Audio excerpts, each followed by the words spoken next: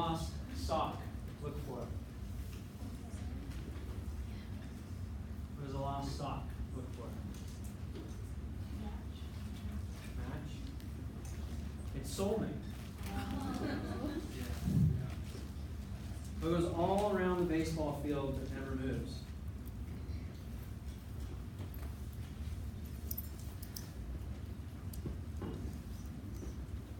Fence. Okay. All right, you ready? Follow me carefully. Pretend you're in the jungle and tiger is chasing you. What do? Stop pretending. Nicely done. Okay. Good.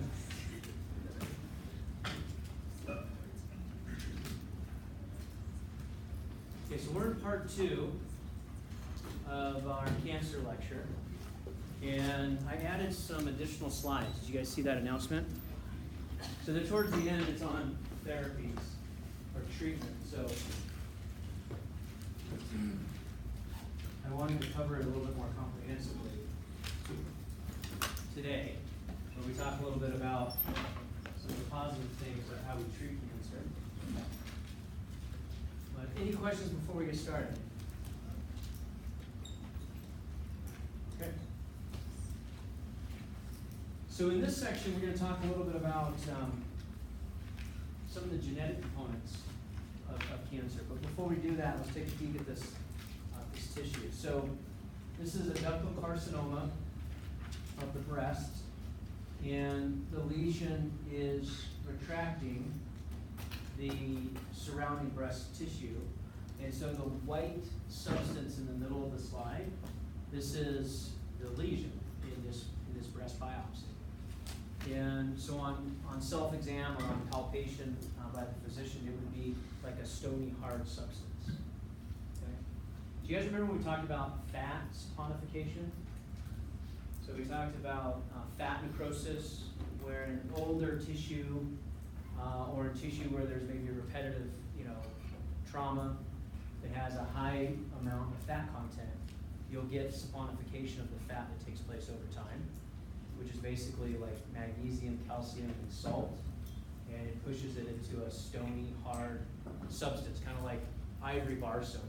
Okay, so it's kind of a hard stone-like structure. I mean, not really hard like stone, but it's not a soft material. So this is essentially what it would look like on X-Plane, just to kind of give you guys a picture. So if we transition from our introductory cancer lecture and we start talking about different types of mutations, and what you're going to hopefully appreciate at the end of today's lecture is that cancer is your own cells, and they mutate and they go off of normal cell cycle regulations.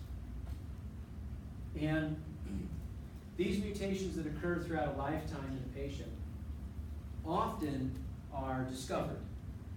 And they're often discovered and they're corrected in you and I. But as we get older, the ability to discover and the ability to correct becomes compromised. And so some of these mutations actually make it through. And so this schematic on the right is a diagram that's kind of illustrating the different types of mutations that can occur.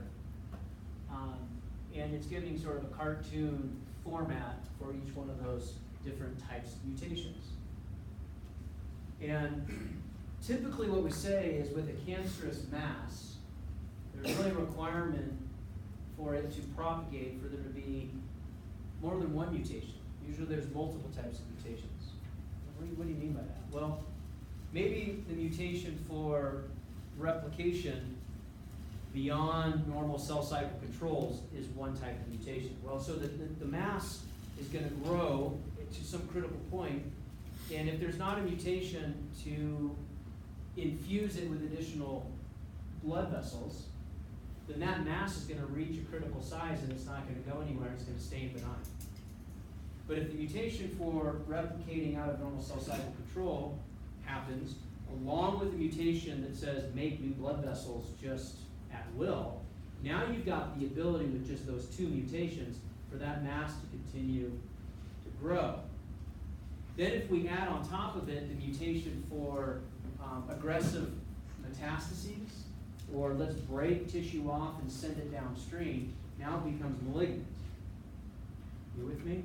So the more mutations you add onto this particular tissue, the more aggressive the lesion becomes, and it goes from a tumor that's benign maybe to cancer that's metastatic. So let's just look at the wheel, because I want to give you sort of some examples. So self-sufficiency and growth signal. So this is the one that I was first alluding to, is now it becomes autonomous, right? It doesn't listen to any other signal to say stop growing or stop dividing.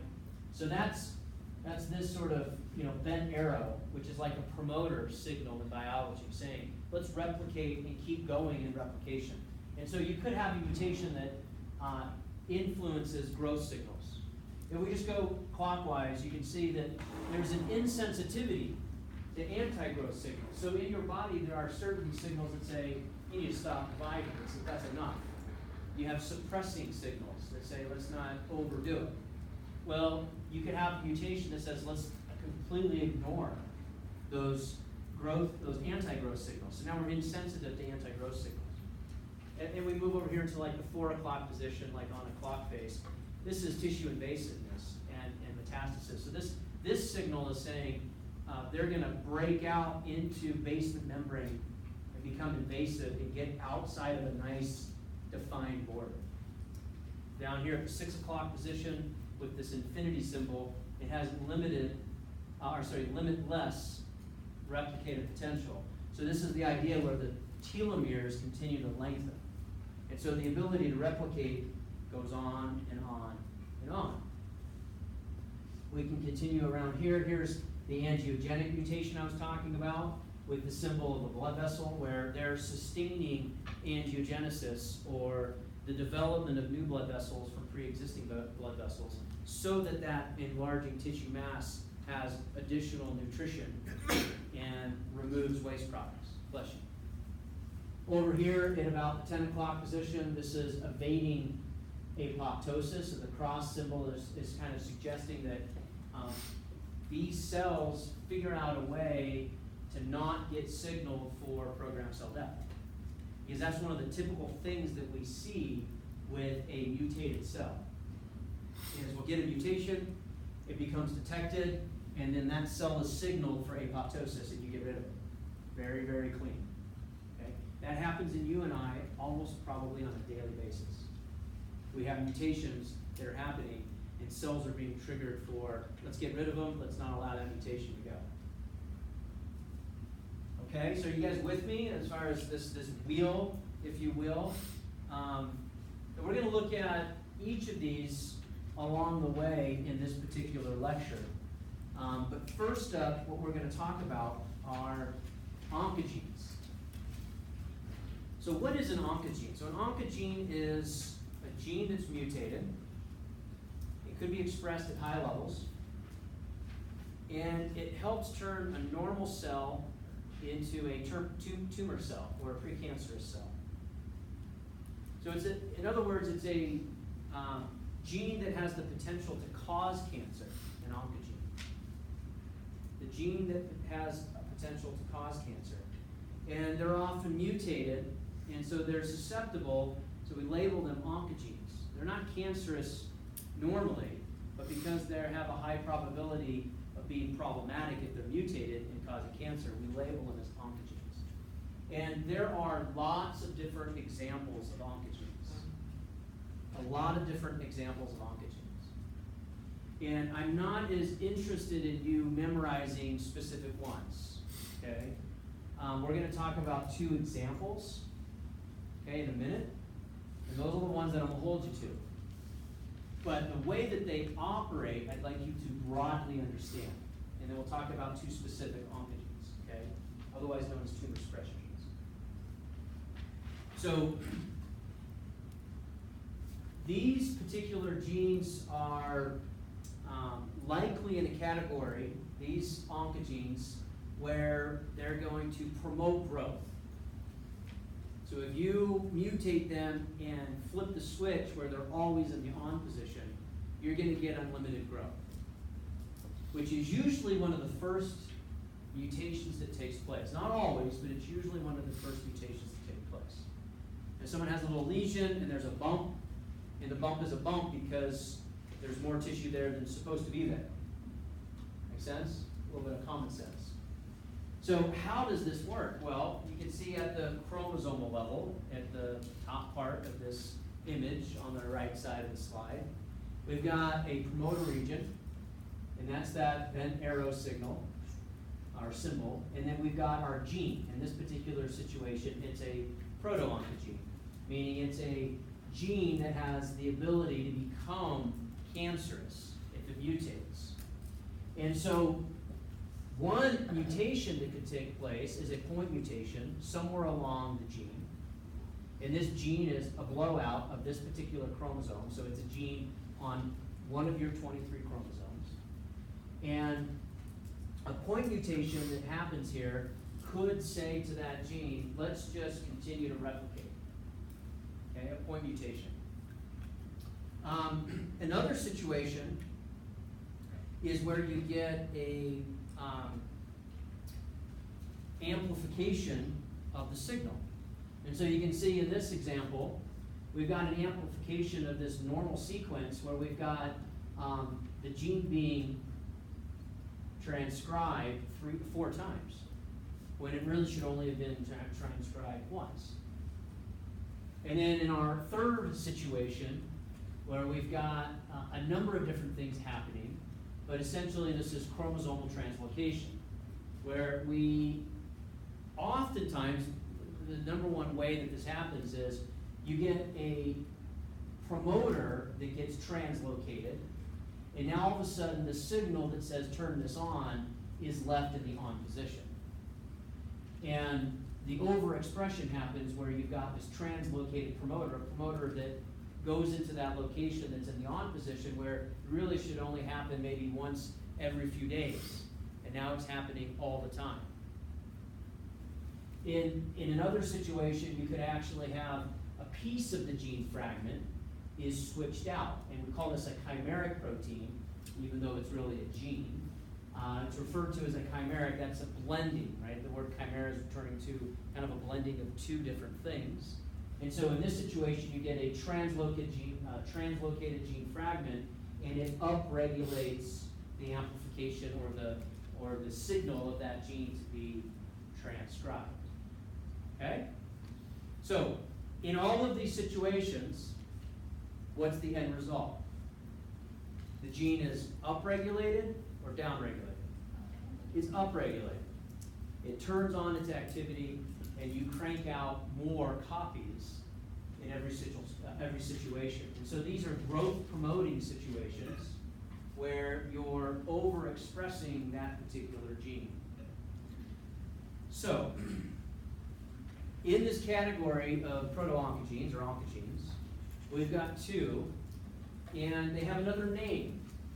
And the name that they have is a tumor suppressor gene, because in normal activity, they really act oftentimes to pause amplification and verify the integrity of the DNA and make sure that you don't copy incorrect information. So their normal function is, in a way, to suppress tumor formation. And so as a tumor suppressor gene, they have an activity that protects you and I. Well, they're a proto-oncogene because if you mutate them, now you let a lot of things through. Does that make sense? Everybody following that? Okay. So the first one, the gene, is referred to usually in italics, okay? And it's called TP53. And TP53 is a tumor suppressor gene that refers to tumor protein 53. So it's the gene that codes for P53. So the gene sequence and the nomenclature, and this is one of your classmates kind of pointed this out. I wasn't going to go into this much detail, but let's pretend that this is a superscript information. And so this is the gene, and it actually codes for the protein, which is P53. And P53 would be written not in italics. Does that make sense? So the gene is TP53 in italics, and the protein is P53. And P53 as a functional protein has numerous activities. So let's talk about this. It's got a nickname. It's actually referred to as the central monitor of stress in the cell. The central monitor of stress in the cell. So when the cell is under a stressful situation, the gene is turned on and more P53 is made. Well, what would be a stressful situation, Dr. Keller? Well, hypoxia. Hypoxia is a great example of a stress where P53 is upregulated. Or TP53 gene gets amplified, and then you make more P53 protein. This is normal. This is what's supposed to happen. Here's another stressor example of when you would turn on the gene at a higher level. In the presence of carcinogens, in the presence of any kind of mutagen, or in the presence of like ionizing radiation. And all of those examples you can see up at the top of the slide. So if you look at the middle of the slide, you see a normal, happy cell, right? You see that? Kind of got a little bit of a smiley face. Yeah, I'm serious, right? Like eyebrows. I thought it was interesting today. Oh yeah. Light bulb, right? There you go. So this is a normal cell. This is a normal cell with normal P53 activity. And when the DNA becomes damaged, let's say from hypoxia, okay, then P53 as a protein binds the DNA, and it's got these transcription-dependent effects. And there's three outcomes. Is P53 binding to the DNA can trigger P21, which is an inhibitor. And P21 causes GAP1 arrest. Okay? If GAD45 is triggered, then you go through repairing of the DNA. And if you have successful DNA repair in either P21 or GAD45, then you have normal healthy cells that continue to be replicated. If the determination is that the repair either fails on GAD45, then you trigger, you can't see this word at the bottom of the screen, it's kind of cut off, but that's apoptosis. Okay, so this is apoptosis. Or it may bypass GAD45 altogether, stimulate the BAX gene, which is the apoptotic gene, and destroy that cell in a programmed way. So under normal circumstances, which is this pathway here that we just described, P53 helps to prevent a mutation from being propagated. It's called the guardian of the genome. Okay? Guardian of the genome, central monitor of stress.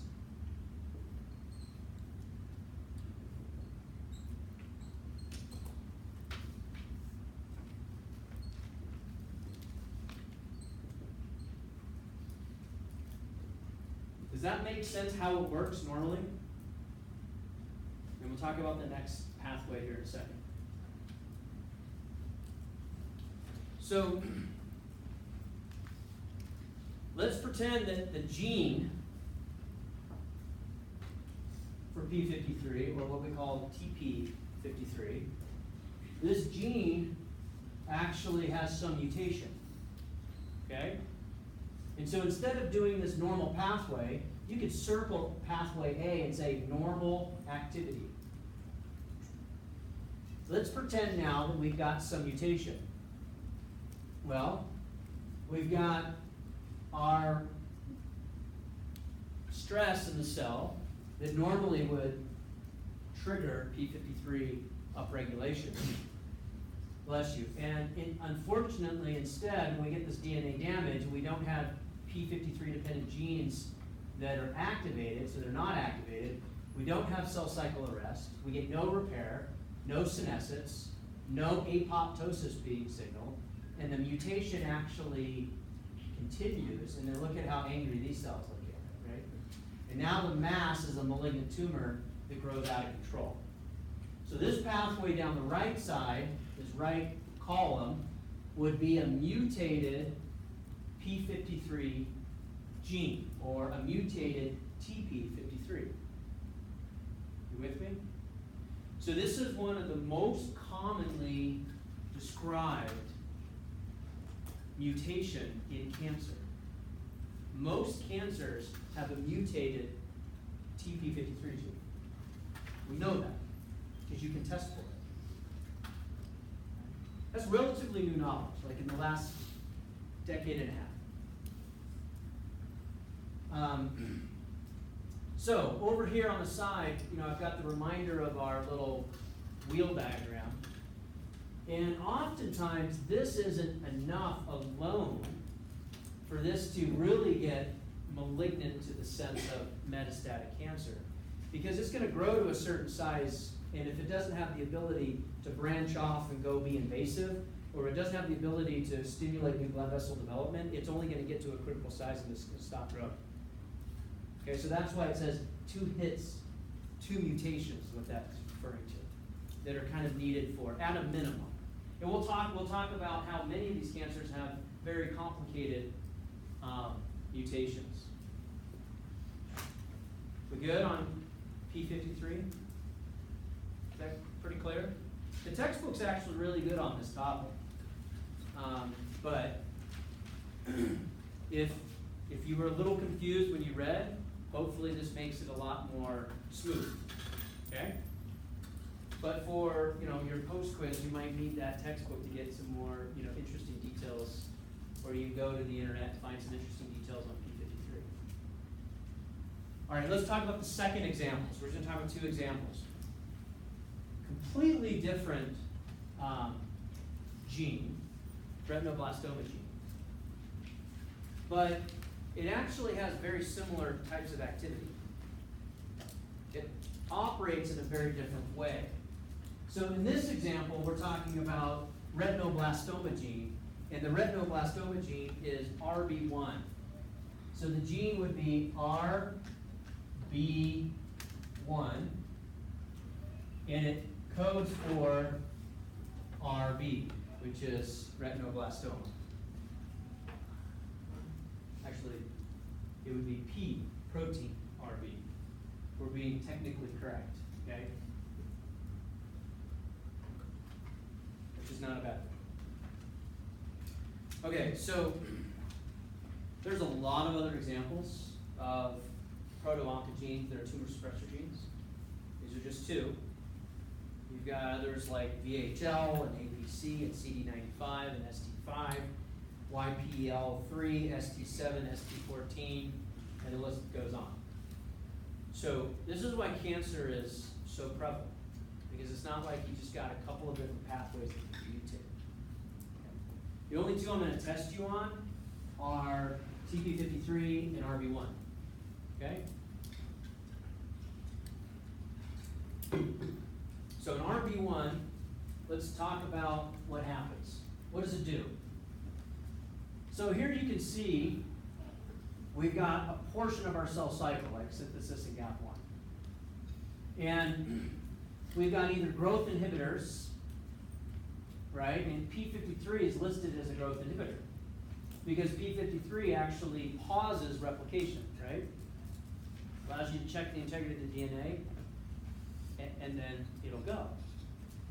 And we've got growth factors that stimulate, things like platelet-derived growth factor or epidermal growth factor. We talked about epidermal growth factor Monday. Well, all of these work in concert with each other to influence, through cyclin activity, the phosphorylation state of PRB, or the protein retinoblastoma. So in this underphosphorylated state, and the retinoblastoma protein is this ring that's sitting on top of this up arrow. It looks like an up arrow. And if you look at the up arrow, it's kind of got a ring that sits on top of it. And then when you phosphorylate it or hyperphosphorylate it, so it's underphosphorylated or hypo with only 2 phosphates bound, it becomes hypo or hyperphosphorylated when you add 4 more phosphate groups, and now it turns into like a coat hanger. And it basically like unlatches off of the E2F. When this happens, E2F sits down on the E2F site, and this actually allows for transcription to take place. You with me? So in a hyperphosphorylated phase, the E2F sits down on the E2F site and transcription takes place. In a hypophosphorylated state, you've got other things that bind to the RB protein, like histone deacetylase and histone methyltransferase. In this complex sitting on the E2F site blocks transcription. So in normal activity, which is what this slide is showing, all normal activity, you either go from a blocked state or an unblocked state. And why would you have 2 different states for transcription regulated by the E2F site? Why is that important?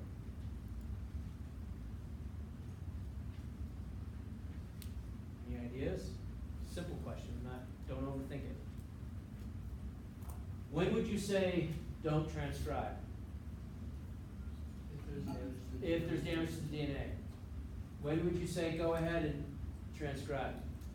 There's no damage. Okay? If you have a mutation in the retinoblastoma gene, and so you don't make functional RB, and you don't allow for RB to block transcription, what state does it stay in? Always in the on position. So it's just a matter of time where a mutation shows up that should have been paused and corrected, and it now just replicates continuously. It's not going to be maybe the first time, but eventually, right? Maybe after a weekend at the beach. Okay? You guys with me? Maybe after a threshold of exposure to some sort of mutagen. You know, maybe it's 10 years of smoking. I don't know. Maybe it's 5 years of smoking. Maybe it's 30 years of smoking. But the idea here is the retinoblastoma protein allows for E2F to be paused at the E2F site, and then it doesn't allow for transcription to take place. So if you're not manufacturing, because you have a mutation in the RB1 gene, you don't make functional retinoblastoma protein, you are left in this phase where this retinoblastoma protein never sits on top of E2F. It may not look like a coat hanger, it's just not there. It's like half a coat hanger, it's floating around somewhere. But you leave this E2F site uninhibited, and it's constantly replicating. So, effectively, the TP53 and the RB1 proto-oncogenes, or tumor suppressor genes, have similar types of functionality. You guys follow that? And that's why I chose them. Is because 2 completely different genes that make 2 completely different proteins, but they have very similar types of results, meaning they pause replication so that DNA integrity can be checked before you complete replication. So now I'm going to ask the question. When you have redundancy in a biological system, what does that tell you? It's really important. Is it important that you block or pause transcription? You have the ability to repair or signal for apoptosis from 2 completely different genes that make 2 completely different proteins. Are they identical? Are they the same? No. Do they have similar end results? Yes. They achieve them in 2 completely different mechanisms. You guys follow that? So there's a laundry list of tumor suppressor genes or proto-oncogenes that we could have lectured on. I chose the 2 that I chose because they're pretty classic. RB was like the first one discovered, and then P53 is like one of the most common. And then it nicely fit the story I've been kind of weaving of biological redundancy, telling you that's probably a really important thing because we've got many ways to do that. Okay, question? Yeah, so you're saying that P53 mutations are common in like almost all cancers. So if there are cancers where it is not mutated, that means there's probably got to be a mutation somewhere like in the pathway, with Yeah. like CPK or something. Or like it's that. another tumor suppressor gene that's mutated. Okay, but I mean, if another tumor suppressor gene was mutated, but like let's say P53 was still intact, wouldn't it be able to trigger apoptosis still? It should, but it may be that there's so much of it going on that something gets through. Okay. Questions? Those are two relatively complicated pathways. That's why we're going fairly methodically, aka slow, but that's okay. All right, so we got our diagram, our wheel, up on the upper left reminding us. All right, well, just because replication is out of control, you told us, you know, they just replicate without any consequence.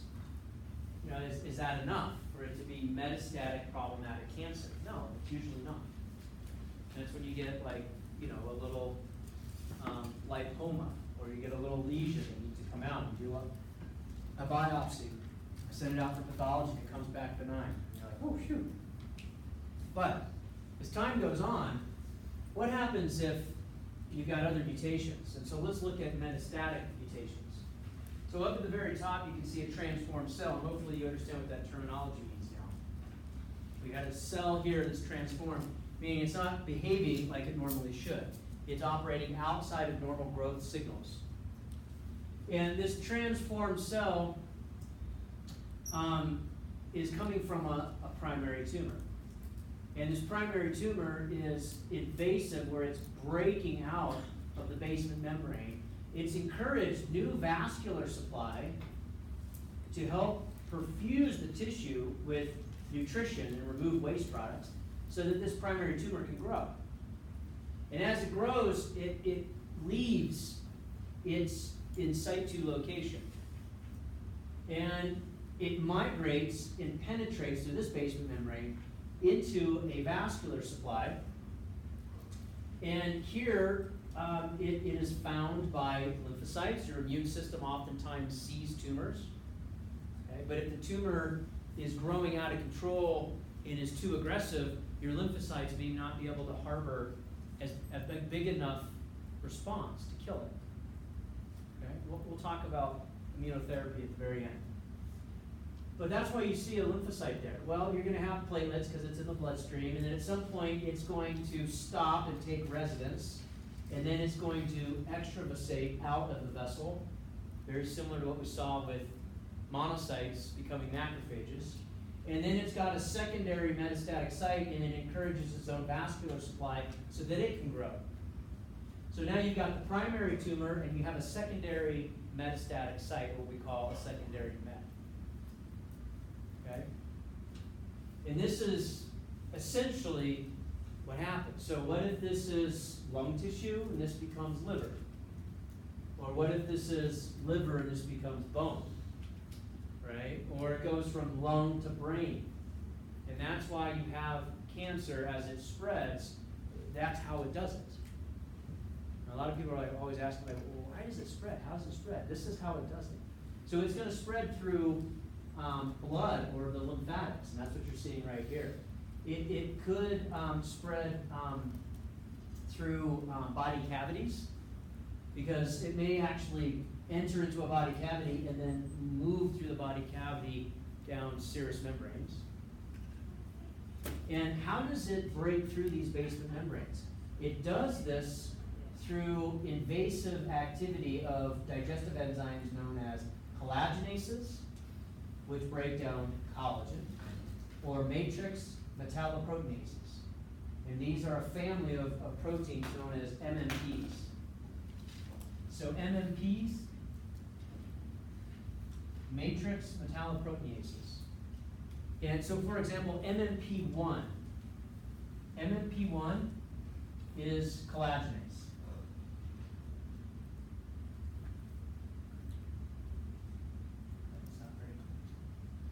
MMP1 is a type of matrix metalloproteinase, happens to be collagenase. But there are many others.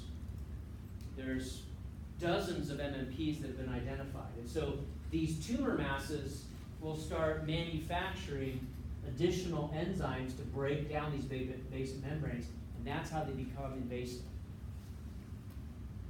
They chew away the basement membrane and allow for the migration to continue, because a lot of these basement membranes are like boundaries or barriers. So when the neutrophil or macrophage leaves the blood vessel and go to diathesis, what causes like margination for these cancer cells to be like, oh, here, you know what I mean? I don't. That's a great question. Did you guys catch it? So when we're talking about monocytes and we had margination, use all the terms correctly. Like it sounds like you took this class. It's awesome. So the monocyte's marginating, and then it kind of sticks to the surface through selectin activity, and then integrin activity allows it to bind. These guys have similar types of selectin and integrin expression to cause similar types of responses for margination and extravasation, is what we saw with monocytes becoming macrophages. So one of the mutations, kind of outside the scope of this class, because you asked, one of the mutations for very invasive cancer is upregulation of integrin activity, right? And now all of a sudden, they're more sticky. And so they'll find a different spot, hang on to it, and then penetrate. Did you have a question? I was about to ask. Oh, you guys guys do. Okay, so very good questions. I think you guys are getting it. Okay, so I want you guys to do some homework. I want you guys to pretend that you're leading an SI session, or maybe you could do this in SI. Okay, and I want you to describe in your own words the development of a malignant neoplasm.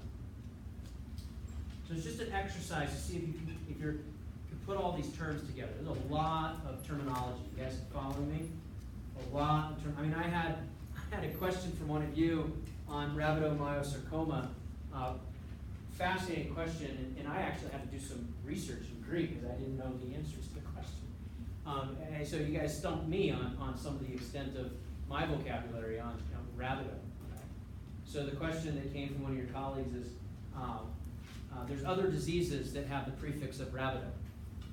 And in the Greek, rhabdo is referring to like a rod. And so rhabdo is referring basically to muscular tissue diseases because of the Greek root rhabdo, meaning rod-like. Because a sarcomere is a muscle fiber, and a sarcomere in kind of a cylindrical like rod structure. And the Greeks knew that, which is kind of fascinating. Okay, so in your own words, describe the development of a malignant neoplasm. In your discussion, include terms like normal, dysplastic, in situ, and invasive. And if you want to incorporate some of the language that we just learned about today with metastases and MMPs, all the better. This is just an activity to help you assess where are you in your knowledge base of some of the language that we're talking about, because it's pretty severe, right? I used to teach A&P. I haven't taught it in a few years, but I kept this class, and I had a student once come up to me and say, on some of the assignments, are you going to take off for spelling? Because English isn't my primary language. And I said, okay, well, good news is most of this class is not in English. I said, the bad news is probably not in your native tongue, but it's in Latin and Greek, so all of us are kind of handicapped at the same level.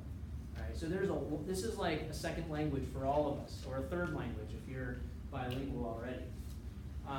Okay, so let's move into part 2 of our genetics for today. But another picture to start with. So this is a liver that's now studied with METs, or metastases, metastatic cancer. So all of those white circle spots that you see, here's a big one. This is at autopsy.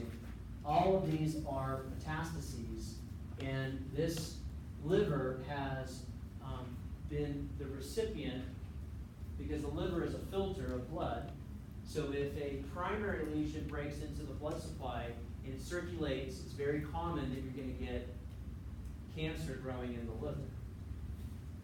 Because it's a filter, it kind of catches everything. All right, let's talk about angiogenesis.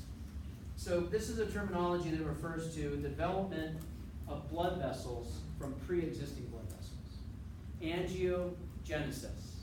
Okay, so again, from Latin, angio referring to the vasculature network, and beginning. So blood beginning is what it's literally angiogenesis translates to, blood beginning. So how is it promoted? Well, here's a blood vessel, and you can kind of appreciate how this little side branch of the endothelium is starting to pouch out. And what it's doing is it's chemotactically responding to growth factors that are being manufactured by the tumor itself. So that tumor lesion starts to create VEGF in high concentrations, vascular endothelial growth factor. We talked about VEGF and inflammation, right? Because in an inflammatory process, we get this phase of granulation tissue where you get a upregulation in VEGF production by macrophages, and then you get new little capillaries forming to help bring new nutrition to the developing tissue or the healing tissue. And then we get what we call angioregression after it heals. The vasculature that was newly formed regresses and goes away because it's no longer needed. And that's part of the resolution of wound healing. Well, in a tumor situation, there's no angioregression. You manufacture growth factors and you stimulate blood vessel development, and you never turn it off.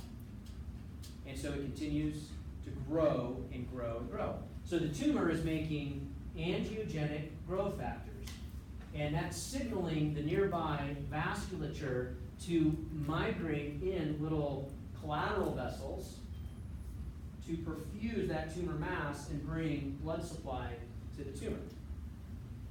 Why does it happen? Well, it happens because the tumor itself needs new nutrition and needs to remove waste products in order to continue to grow. So let me ask you this question.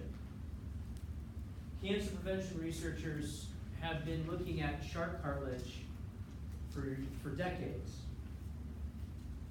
And they're trying to figure out cancer therapies by using shark cartilage as a model. Why the interest in shark cartilage? Where's the connection? Is it avascular? It is avascular. So what does that mean? It's not producing VEGF. Typically doesn't manufacture high levels of VEGF.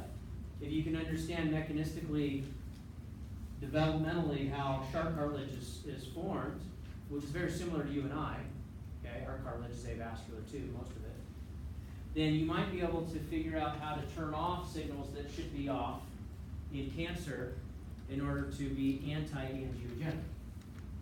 And not with shark cartilage, but with anti-angiogenic therapies, there was a huge guru in the years that I was in grad school, and his name was Judah Folkman.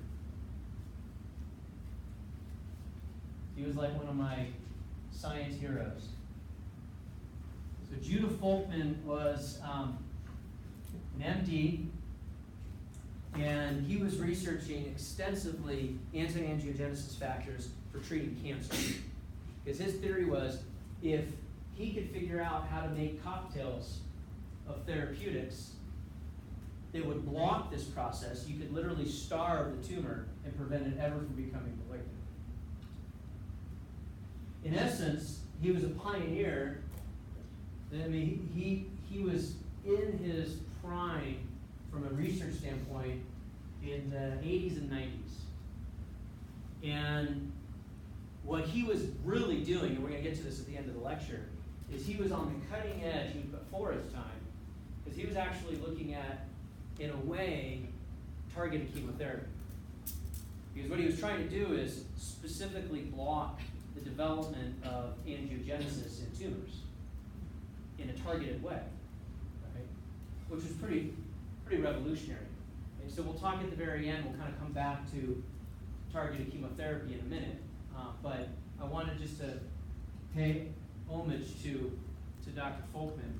He did pass away, incidentally, of cardiovascular disease, not cancer. But yeah, he was pretty incredible with some of his ideas. He was way ahead of his time. Okay. Kind of bookending this concept of mutations and the different types of mutations and the number of mutations that needs to take place in order for us to have problems. Let's talk about it here. In this slide, what we're really referring to, essentially, is real-time microevolution that happens in cancer. I mean, cancer is adapting. It's adapting in patients in a very short amount of time, right? In a lifetime or less. And so what you've got is you've got what we're calling is clonal proliferation, and I'm labeling it really as microevolution. And I'll explain to you here in a second why that is. So on the far left, you've got a normal cell. This normal cell on the far left is shaded, white or clear, however you look at it. And as we move to the right, you're going to see different types of mutations that are designated by different colorations, just for visual appearance. So we've got some sort of carcinogen-induced change. That's our transformation. Now becomes a tumor cell. And this mutation can be tracked by this red marker. And so you've got a whole generation of red mutations that are expanding.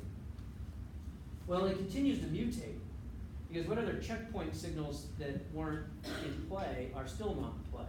So it continues to mutate, and you get some new variation that's in, peach or, whatever this color is, peach. And it goes for a little while, and you see that there's another one that mutates, and now it's colored purple, but it wasn't necessarily a favorable mutation for the survival of that tumor, and so it essentially dies out. But the green one continues, and it leads to the blue one. So you've got some mutations that promote favorable characteristics for that tumor to be more aggressive and to survive. And then you've got others that aren't favorable, and so they peter out. Sound familiar? And then what you're left with over here, when you look at the very aggressive metastatic tumor that's very malignant, is when we look genetically at all the different mutations that are there, there's typically numerous, not just a single. And this is what's fueling my statement of you need really more than one mutation for this to be really dangerous. Usually there's two or more. So let's just take a look at, so the original red one was metastatic, right? And our peach one is requiring fewer growth factors. And then we have our purple one never survived, but our green one made it very invasive, right? Probably makes a lot of MMPs. And then finally our blue one is non-antigenic, meaning that the immune system doesn't detect it. And now, if your goal as a tumor is to become extremely problematic, malignant, and grow and take over, then you've successfully adapted or evolved to a state where you become extremely malignant. Make sense? And this is happening pretty quickly. All right, summary slide. But summary slide for what we talked about today. This is at the end of the lecture. We've got one final section for the final time remaining. But let's summarize what we've talked about an awful lot today to this point. So you've got a normal cell at the top. You and I see all sorts of things every day. We've got viruses that we come in contact with, right? We've got radiation, chemicals, hypoxic conditions. On fall days like this, there's a lot of great sunlight, so we're outside. So our body our normal cells have a lot of damage to our DNA, but there's successful repair. That's very typical. So you go from the top box to the next box, and you go back and forth where you've got damage, you repair it, and it goes back to normal. Right? And P53 is heavily involved here. Well, at some point, you might have failure of the DNA, and now you get mutations in the genome of your cells, and now you've got a couple of problems that show up, like you activate growth-promoting oncogenes, you inactivate tumor suppressor genes like TP53 and RB1, or you alter genes that regulate apoptosis, and ultimately you have two conditions. you actually have no more apoptosis, and you potentially have unregulated cell proliferation. Those two things lead to this clonal expansion, right? Or clonal proliferation, like we talked about on that slide. Now you've got things like mutations from angiogenesis, escaping from the immune system. You've got additional mutations, you can fill in the blank here, like they're more invasive, right? They grow beyond normal cell cycle levels. The tumor progresses, it becomes malignant, and it invades. Okay? Does that make sense with all the detail that we've captured? Questions on summary slide?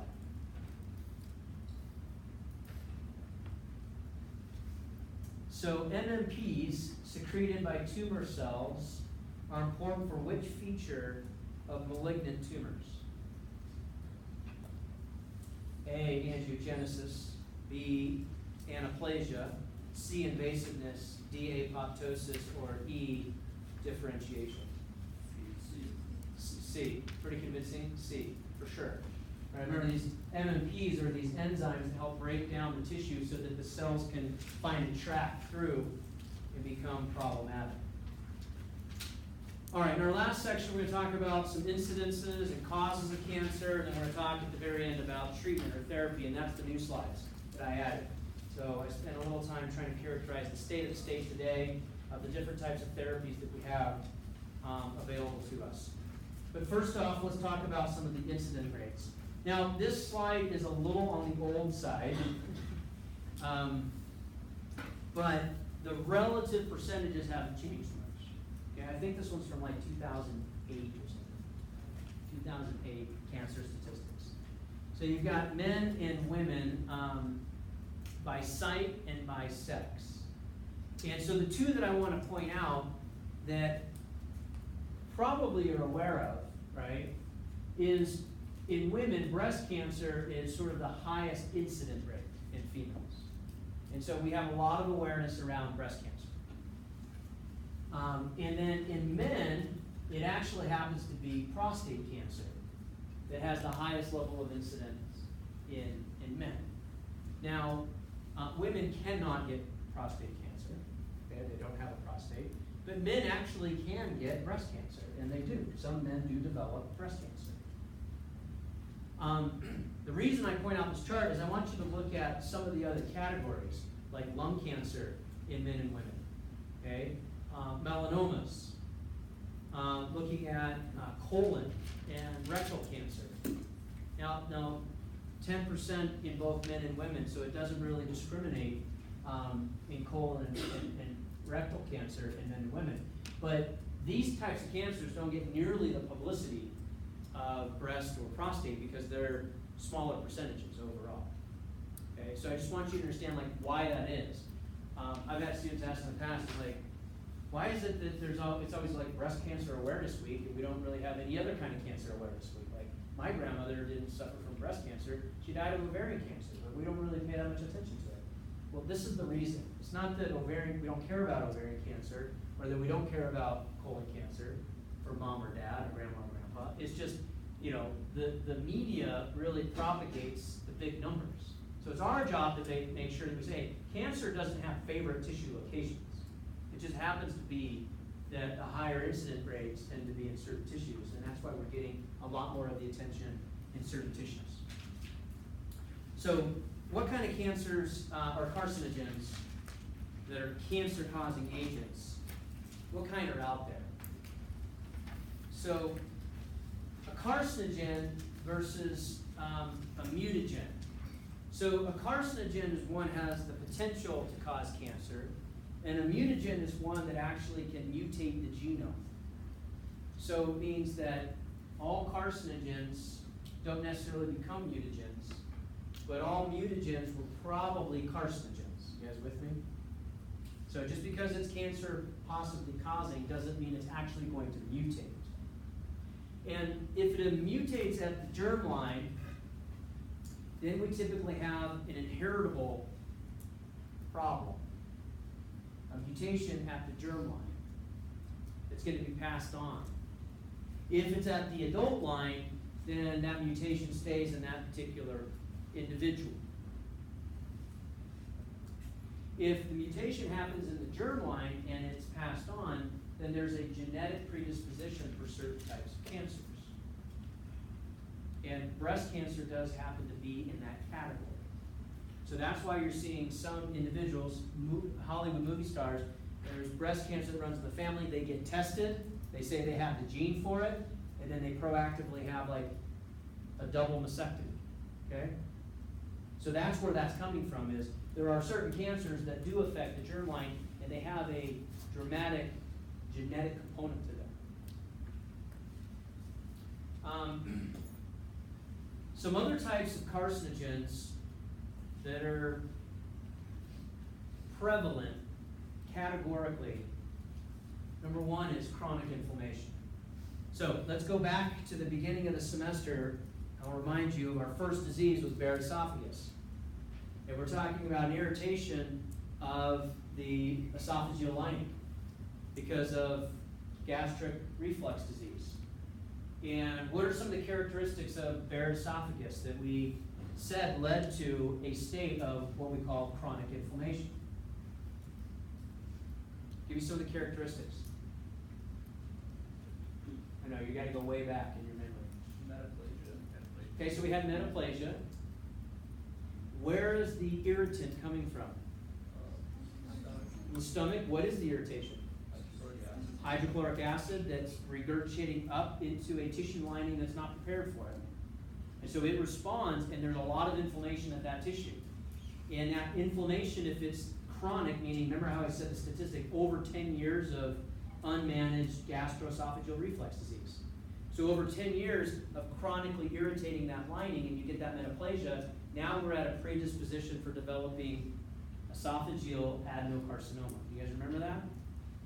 So you didn't know at the time that we introduced it, you're like, oh, that totally makes sense. Now it probably makes even more sense of how gastric reflux disease, stimulating chronic inflammation for a 10-year, 20-year period at a time in like 40 to 60-year-old males, that was the target of white males. 40 to 60-year-old white males are the most susceptible to this. And then they develop throat cancer. So chronic inflammation does have a tie to cancer. Chronic, let me say that again. Pathologies or diseases where there's a unmanaged underlying chronic inflammation, there could become cancerous tissue in that particular site. Let me give you another one. Asthmatics. Unmanaged chronic asthma over time, those patients are at higher susceptibility rates for developing lung cancer, whether they smoke or whether they don't smoke. There's a chronic irritation of the airways, and there's an underlying inflammatory problem that goes on for 40, 50, 60 years. They might be at a higher risk, they are at a higher risk of developing lung cancer. Yeah. Is that from like presence of ROSs, like Yeah. radiation oxygen species? Yep. Question was, is that because of the presence of like the respiratory burst mechanisms? You got your reactive oxygen species that are part of the macrophage activity that's in that tissue that's always present. Inevitably, some of that stuff's going to leak out, it's going to cause trauma, or it's going to leak out and cause trauma to the DNA, and then you get a mutation. Infections, whether they're viral or bacteria, similar kind of situation. Because in infections, chronic inflammation can be present. Okay, then we've got some environmental factors. So let's take a look at some of the environmental factors. So chronic inflammation can contribute to cancer.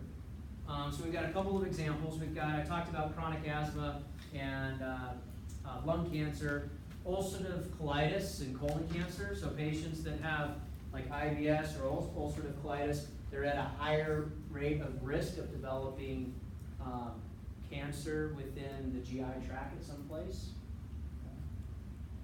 Any kind of smoldering inflammation, these inflammatory cells, there's your ROSs on the slide. They're secreting all sorts of cytokines that recruit cells to the area, including additional macrophages into the tissue. And then you get reactive oxygen species that are present. So COX-2, if you remember back to our inflammatory lecture, we talked about COX-2 inhibitors. So COX-2 is a factor or an enzyme that's responsible for inflammation. Has a huge role in inflammation. The COX-2 inhibitors block those activities. But when you've got a lot of smoldering inflammation in these diseases, like for example with colon cancer, there is a high activity of COX-2 in that tissue because inflammation is rampant. It is ramped up at a significant level. So this diagram on the right is just characterizing in picture format a lot of the things that we've talked about. So if you look at a inflammatory or an infection, or if you look at an oncogene type of activation where you've got a gene that's susceptible for mutation that can cause a problem. That's what an oncogene is, right? This would be in what we call the intrinsic pathway because the gene is inside the cell. This would be the extrinsic pathway because you're talking about environmental things outside of the cell, inflammation or infection that's outside of the cell. Either one of the intrinsic on the right or the extrinsic pathway lead to transcription factor regulation. You get the promotion of these cytokines and these chemokines like COX-2, and now you would encourage or recruit all these inflammatory mediators. Those inflammatory mediators make more cytokines, more COX-2, more prostaglandins, more growth factors. They make the inflammation thing continue. And now you've got what we call cancer-related inflammation. And that's where our problem sits. So in your patient populations in the future, when you're consulting your patients of, hey, you know what, doc, I'm just gonna live with this. It's not a good idea. Like your tissue shouldn't be chronically inflamed. Like living with it is not necessarily a great idea. Let me explain to you why, okay? All right, let's talk about infections. How do these infections induce cancer? And then we'll talk about some environmental factors. So viruses themselves can integrate into the host genome. So for example, like hepatitis B and C, patients that are at a higher disposition for developing liver cancer, HPV, these patients that are exposed to human papillomavirus, HPV, they're at higher levels of developing cervical cancer, and now there's actually vaccines for young girls to prevent risk of cervical cancer later in life. HIV patients, this is the Kaposi sarcoma that's listed here. This is a tumor that's caused by the human herpes virus, 8. And it's a systemic disease, this Kaposi sarcoma, that's present with skin lesions, cutaneous lesions. And it's widely was publicized in the 80s as being the AIDS-defining illness, was this skin Kaposi sarcoma. Okay. These patients are also at risk of developing non-Hodgkin lymphoma. That's a cancer of the lymph tissues and the connective tissues. And the last one on this particular slide is bacteria. So you can see this schematic on your right that's showing the H. pylori bacteria and how it can trigger infection in the stomach or the duodenum and increase the chance of developing stomach or duodenal cancer. So the infection, this is what the helicobacteria looks like at high magnification. A lot of times it will preferentially collect in the antrum of the stomach or the distal portion of the stomach before it empties into the duodenum.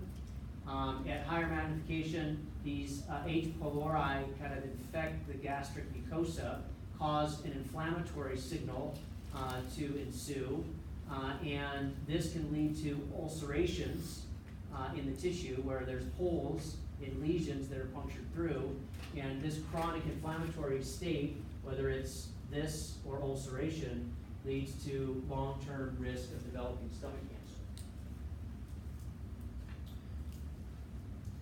Question? Quick question. Do we see, since HIV and AIDS is so it's reduced so much because of vaccines. Do we see the Kaposi sarcoma We don't. anymore? We don't see Kaposi that often. Back in the 80s, it was a lot more prevalent. A lot of these patients are in the clinical latency period with HIV for a longer period of time before AIDS develops. More and more of these patients that do have AIDS are less symptomatic, or do have HIV are less symptomatic for a longer period of time, and then when they develop AIDS, their symptoms are better controlled. So you don't necessarily see it nearly as prevalent. Yeah. Good question. Okay, environmental factors. This stuff happens every day, right? Ionizing radiation, UV radiation, maybe not asbestos as much anymore in this country, air pollution, electromagnetic fields, question mark on cell phones. That's still an area that I don't think we'll really understand what the risk factors are. Surrounding cell phone use. Are there electromagnetic fields that are created when you use a cell phone? Yeah, they're very small, and that's kind of what we're all banking on. But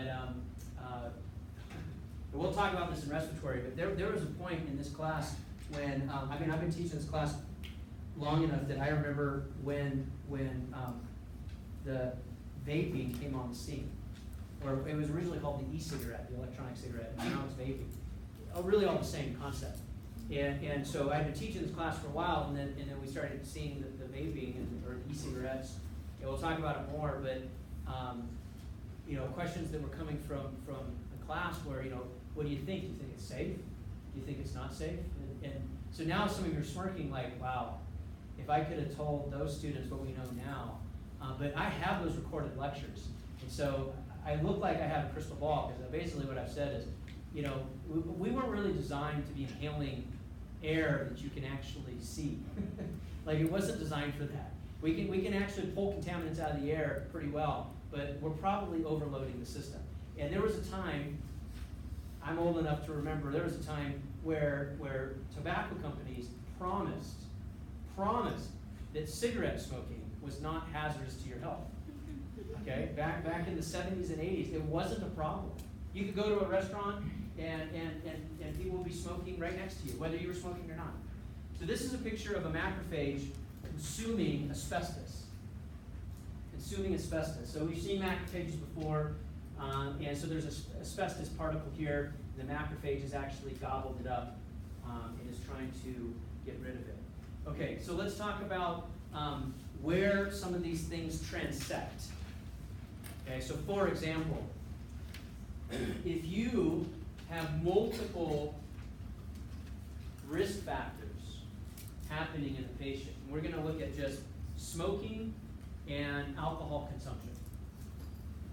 So there's over 30 different carcinogens in tobacco smoke, and 30% of all cancer deaths are contributed are tied to cigarette smoke worldwide. Okay, in this country it's a lot lower than it is outside of the United States. And there's many types of cancers. And so you could create a graph like this for a lot of different types of carcinogenic agents. Like you could go with smoking and air pollution. You could go with air pollution and radiation. Okay? But the point I'm trying to make is look at relative risk. Okay? So we've got alcohol consumption, which is a risk for developing inflammation. And we'll talk about that when we get into liver. Okay?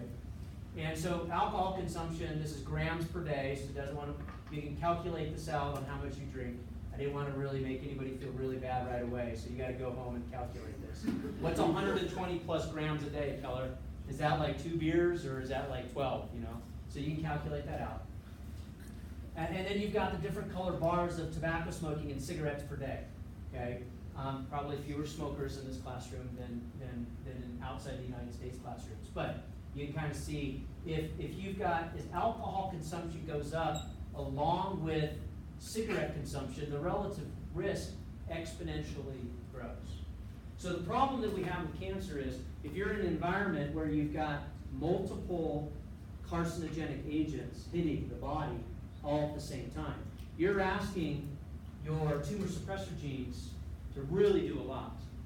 And there is definitely an exponential rate of risk as you add in numerous types of cancer-promoting opportunities. Does that make sense? So the bottom line is, don't have a cigarette, get a sunburn, and drink alcohol all at the same time, right? All right, we're gonna pause here. When we come back on, let's just answer this question, and then, which of the following is not a typical characteristic of cancer cells? Which of the following is not a characteristic? Loss of cellular self-destruct mechanisms, unlimited replication, autocrine stimulation, or decreased responsiveness to growth signals? D, decreased responsiveness. They have an increase in responsiveness. Okay? Okay. We're going to pause here. We'll talk about treatments on Monday. Have a great weekend.